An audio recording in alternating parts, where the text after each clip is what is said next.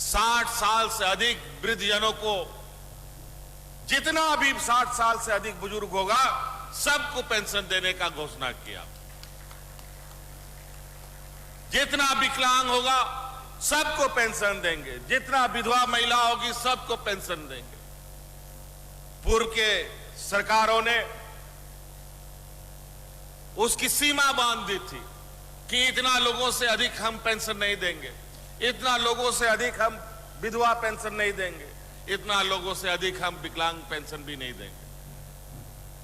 लेकिन यहां पर बूढ़ा बुजुर्गों की जो हमने देखा अपनी आंखों से,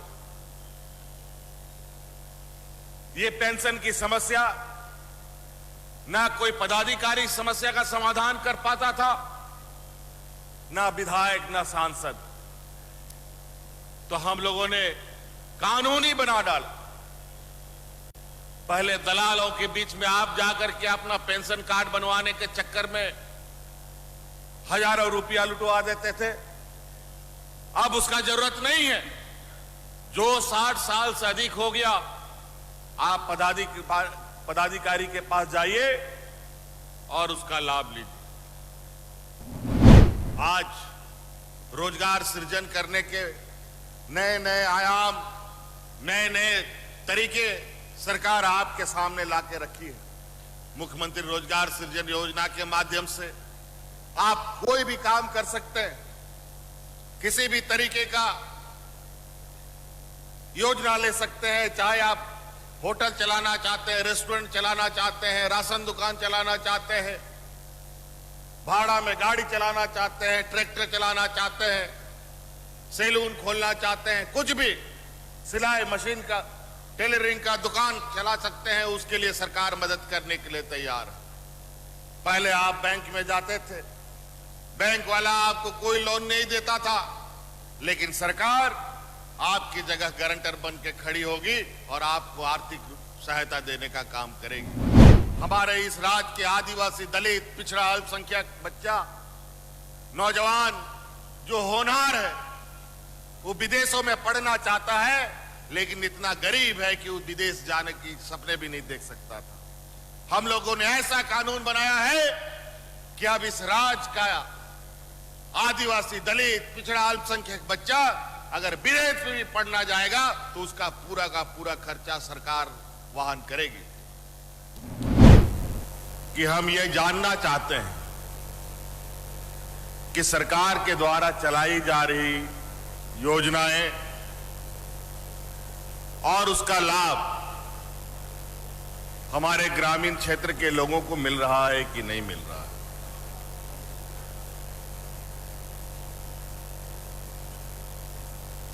दो 2019 में जब सरकार बनी तो आपको मालूम है, सरकार बनते ही सबसे पहले हम लोगों को कोरोना जैसे महामारी ने घेर लिया और 2 साल के लगभग तक हम लोग इस कोरोना के चक्कर में ही फंसे रहे। हाट बाजार, दुकान, गाड़ी, मोटर सब कुछ बंद।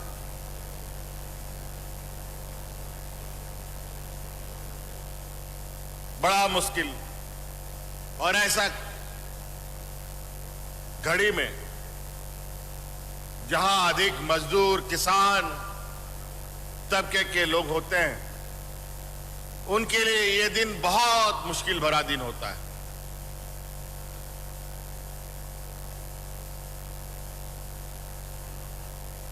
लेकिन इस महामारी में भी हम लोगों ने बहुत मजबूती के साथ डट कर मुकाबला किया। काफी संवेदनशीलता के साथ, सीमित संसाधन में, कम डॉक्टरों की उपलब्धता, कम स्वास्थ्य सेवा की उपलब्धता में इस महामारी को देखा, पार किया। हमारे मंत्री, विधायक उस समय भी लगातार आप लोग के बीच में रहते थे आप लोगों को कोई तकलीफ ना हो, इसकी जानकारी हम तक पहुंचाते थे। इस वैश्विक महामारी में हमारे अनेक लोगों ने अपनी जान की परवाह ना कर आपकी सेवा में लगे रहे। हमारे मधुपुर विधायक हाजी हुसैन अंसारी साहब की तो जान ही चली गई, इस कोरोना ने उसको निगल लिया।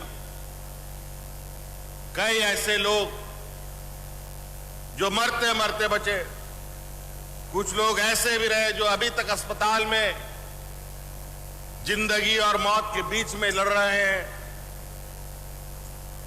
अभी भी उसका असर बरकरार है। झारखंड का लगभग 80% लोग गांव में हम लोगों के रहते हैं। खेती बाड़ी से जुड़े हुए लोग हैं, गरीब है, मजदूर है, किसान है। अभी जीवन को सामान्य करते हुए सरकार ने कई एक योजनाबद्ध तरीके से इस राज्य के ग्रामीण क्षेत्र के लोगों को, मजदूरों को, किसानों को, गरीबों को, हर वर्ग के लोगों को कैसे जरूरतमंदों को हम मदद पहुंचाएं, रोज कड़े और ऐतिहासिक फैसले ले रही है। झारखंड पिछड़े राज्यों में से एक राज्य है। यहां पर गरीबी भी बहुत बड़े तादाद में। यहां के लोग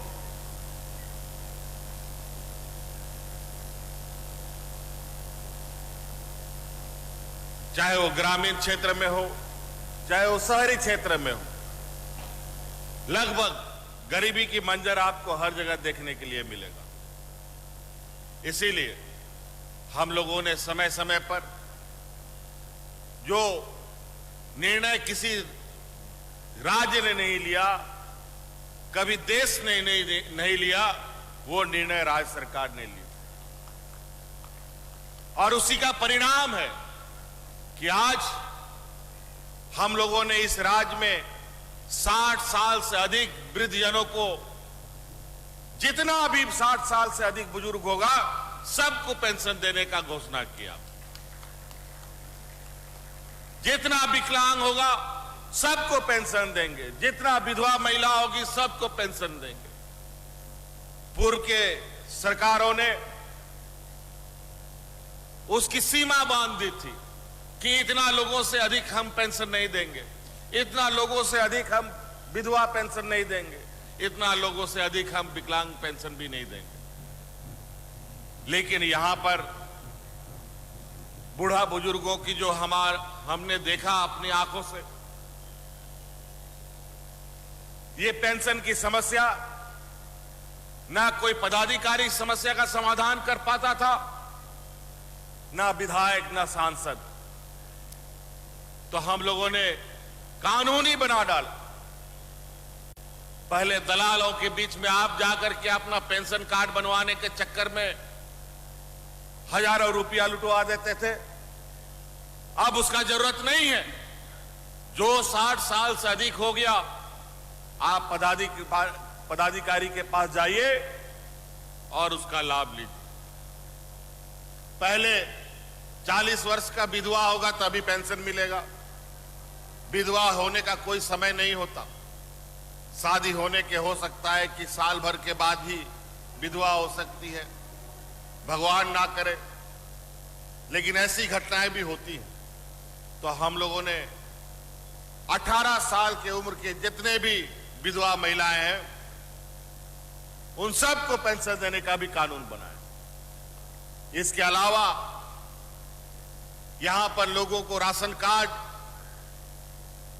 गरीबी इतना कि गांव में 2-4 राशन कार्ड होते थे और बाकी भी बेचारे गरीब लोग टुकुर टुकुर देखते थे।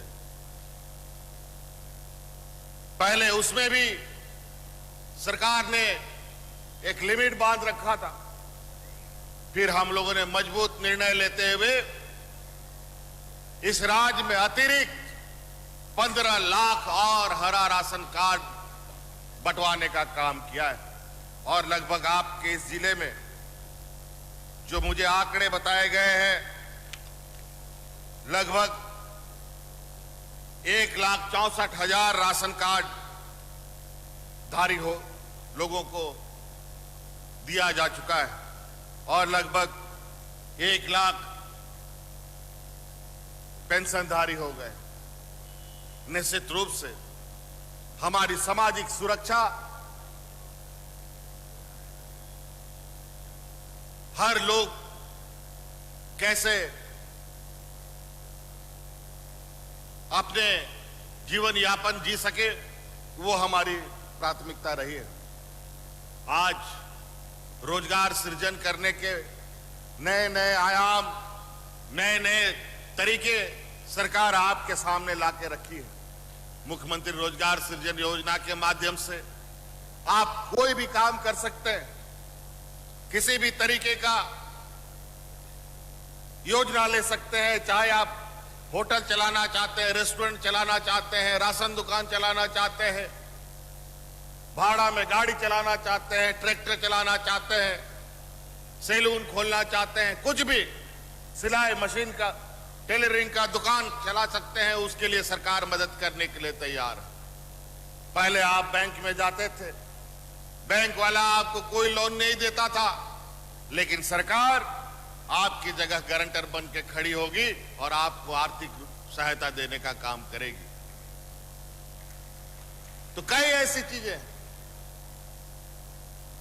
नियुक्तियों का ऐसे ही लगातार सिलसिला चल रहा है। अभी 3-4 दिन पहले ही हम लोगों ने लगभग 250 से अधिक बच्चों को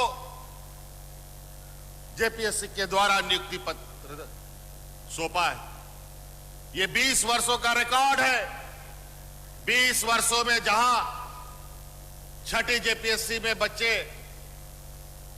बच्चे लोग एग्जाम देते थे, उससे 4 गुना अधिक इस बार बच्चों ने कैंडिडेट बनकर के हिस्सेदारी ली। 4 गुना अधिक सेंटर बना और जहां ये लोग 1200-1300 दिन लगाते थे रिजल्ट निकालने में, वहीं पर हम लोगों ने 250 दिन में रिजल्ट उनके हाथ में देकर के इनको नियुक्त कर दिया। 32 सालों में पहली बार यहां पर किसी पदाधिकारियों की नियुक्ति हुई। नए नए किसानों को नई विधि बताने वाला कोई नहीं था।